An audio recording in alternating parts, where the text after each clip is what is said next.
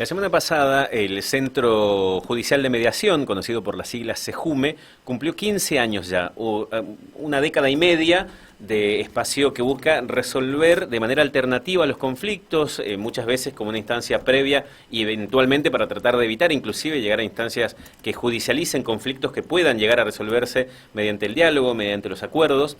Y a partir de eso nos preguntábamos también cuáles serán los temas que están siendo más discutidos este año en el CEJUME y eventualmente también qué ámbitos suelen ser los que terminan encontrando soluciones o acuerdos en esos ámbitos de trabajo. Vamos a hablar sobre esto con el director del CEJUME, José Luis Montoto.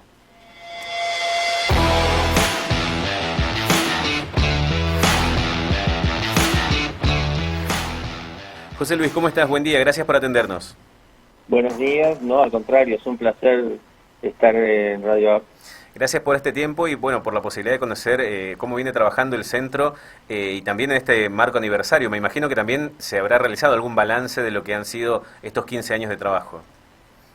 Sí, realmente se ha realizado un balance muy positivo porque el centro está creciendo. El centro arrancó en el... O sea, si me permitía hacer un poquito de historia, como para quienes no están en contacto con los temas del Poder Judicial y demás, Claro. te cuento que esto arrancó en el 2005, allá hace muchos años, y se creó por acordada del Superior Tribunal de Justicia, la acordada 69/05, el Centro Judicial de Mediación.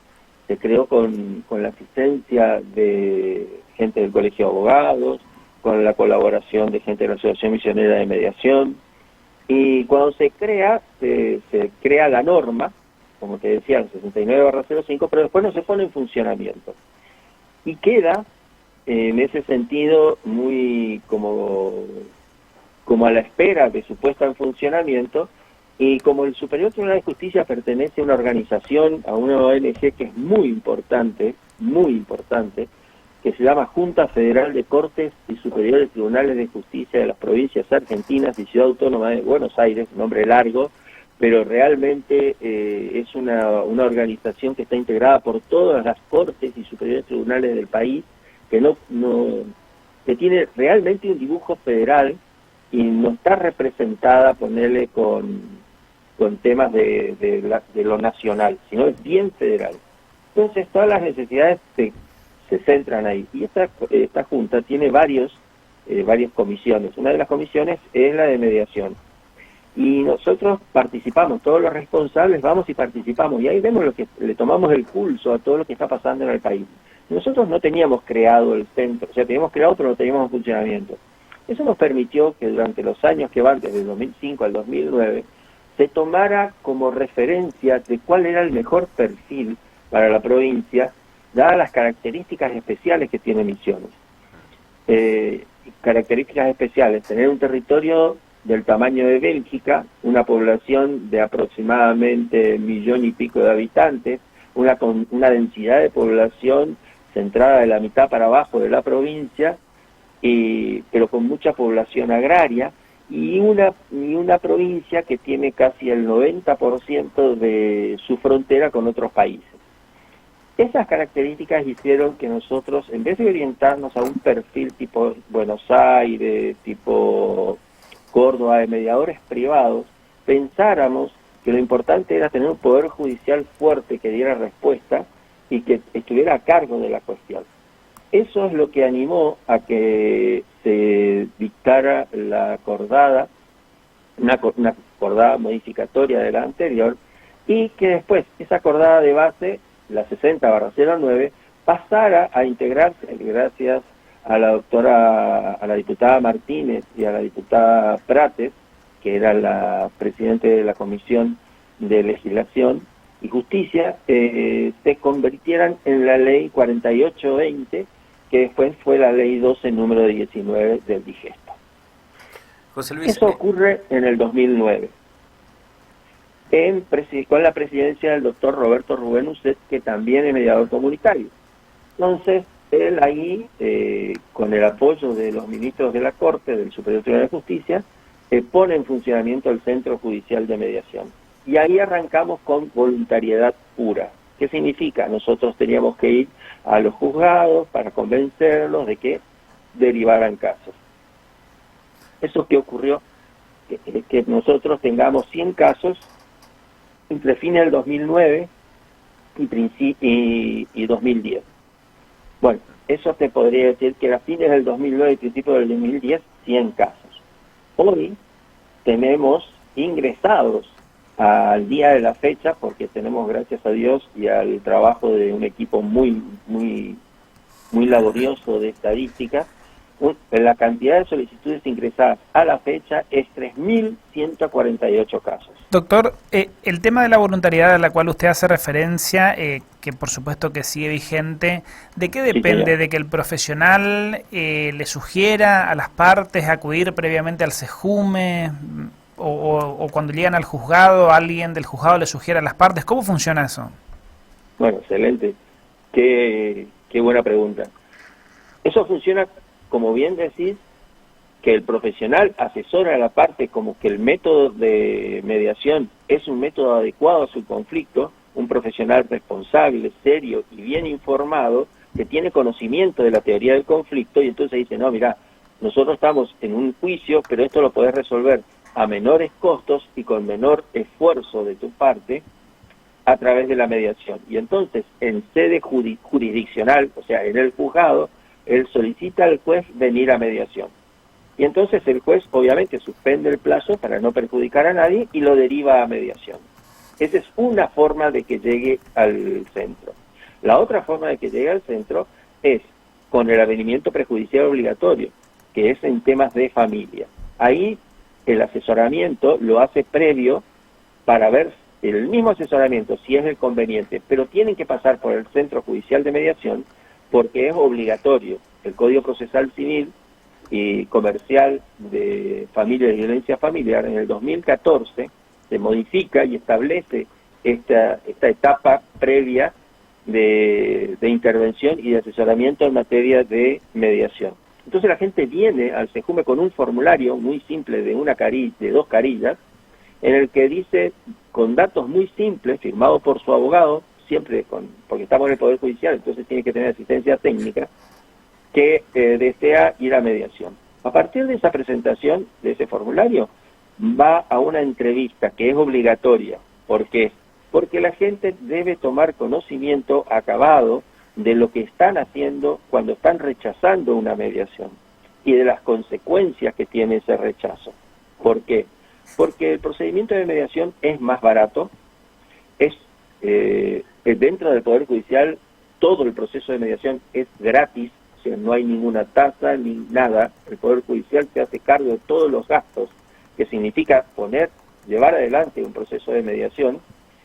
Después, la solución que podría tener en los estrados judiciales por la índole adversarial de la judicialización del tema puede llegar de 6 meses a 2 años o a 3, de acuerdo a la índole del tema. Después, en el SEJUME vos podés tratar varios temas, o sea, pedir alimentos, régimen de comunicación y contacto y cuidado personal, y lo homologás, que significa, lo ratificás en el juzgado con una sola resolución, o sea, estás armando un combo, como si fuera un combo de una empresa de hamburguesas. Entonces, tiene muchas ventajas, y la gente tiene que tener profundo conocimiento de sus ventajas cuando me dice que no. José Luis, ¿cuáles son los temas que están siendo más tratados en el SEJUME? ¿Cuáles son los ámbitos? En el SEJUME en este momento tenés alimentos, régimen de comunicación y contacto y cuidado personal. 2.600 casos de alimentos, 1.815 de régimen de comunicación y contacto y 1.551 de cuidado personal. ¿Eso es 2024, doctor? 2.614. No, ya sé, pero esos números son desde que existe el SEJUME o año 2024. No, año 2024. Ah, bien. Desde el 1 de enero de 2024 a hoy, 7 de noviembre. Y José Luis, ¿eso en algún punto también trabaja, por lo que estaba describiendo, en temas de violencia familiar también? Correcto. Doctor, nosotros trabajamos, en el momento en que nosotros tomamos contacto, y ahí viene la importancia de la entrevista previa, para que la gente tome conocimiento y tome una decisión que se llama consentimiento informado, garantía que establece la ley 12, número 19, se habla de cuál es la situación, si existe una situación de violencia o no existe situación de violencia, o el nivel de violencia. Esto hace que nosotros lo preguntemos en la entrevista. En esa entrevista ellos nos dicen directamente si el nivel de violencia es medio o no existe violencia, el nivel de violencia es bajo, el nivel de violencia es alto, o yo no me siento en posición emocional de hablar con él. No hay ningún tipo de violencia, pero yo no me siento en situación y entonces se recurre a las reuniones privadas. Bien, pero cuando sí hay, que eso significa medidas cautelares dictadas por un juez, en este momento nosotros tenemos 1.444 casos con medidas cautelares. O sea, el 51% de los legajos procesados tiene medidas cautelares de violencia o amenaza o de cualquier cosa. 51%. José Luis, ¿eso no entra en conflicto con la Ley de Protección Integral para prevenir, sancionar y erradicar la violencia contra las mujeres? Digo, el artículo 28 específicamente de la Ley de Prevención de Violencia dice que quedan prohibidas las audiencias de mediación para abordar casos de violencia contra las mujeres. Y allí también aborda casos vinculados específicamente en donde hay víctimas niños o adolescentes. Esto es el artículo 28 de la Ley 26.485. ¿Cómo se maneja eso? ¿No entra en conflicto con lo que establece la Ley de Protección Integral que prohíbe mediaciones para abordar casos de violencia? Absolutamente no. Primero, la ley es nacional. Entonces, esa ley nacional sigue siendo una ley nacional, punto. En Misiones nosotros tenemos la ley 12, número 19, que primero, nosotros no mediamos la violencia. Entonces, ya ahí no hay conflicto. Nosotros lo que mediamos son las cuestiones conexas, que es lo que dice la ley. La ley 12, número 19, te dice que podrán mediarse las cuestiones conexas luego de un tratamiento por parte del juez, de que se tomen las decisiones y estableciendo los puntos a mediar. Y entonces se derivan las cuestiones de mediación. Esa es la norma con la que nosotros nos manejamos y entiendo que no le estamos quitando ni estamos en contravención con ninguna ley nacional, punto 1. Punto 2. Nosotros, por ejemplo, tenemos que brindarle, de acuerdo a las reglas de Brasilia, tenemos que brindarle a la gente, sobre todo a los vulnerables, ofrecerle el sistema de mediación. Las reglas de Brasilia te determinan que cuando hay una persona vulnerable debe acceder a los medios alternativos de resolución de conflictos, obviamente con las características específicas del caso, que es, nosotros tenemos reuniones privadas, tenemos protocolos por los cuales esas medidas la gente se le notifica individualmente, no tienen reuniones el mismo día, o sea, se toman muchas medidas a los efectos de que no se siga trabajando en una condición donde donde no se respeta la vulnerabilidad o no se toma en cuenta las medidas cautelares. Las medidas cautelares tomadas se respetan absolutamente, medidas de alejamiento, de que no haya contacto informático, todo ese tipo de medidas se toman.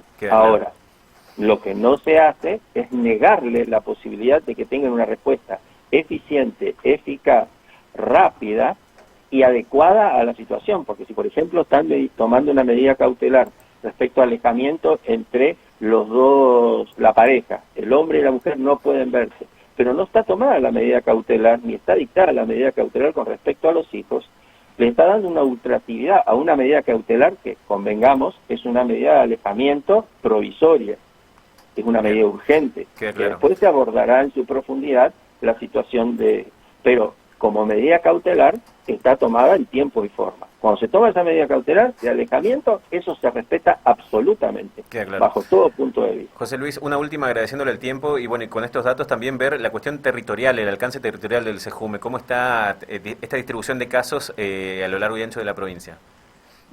Bueno, nosotros estamos avanzando, como te decía, la realidad de la provincia de Misiones es una realidad que tiene distintos planos.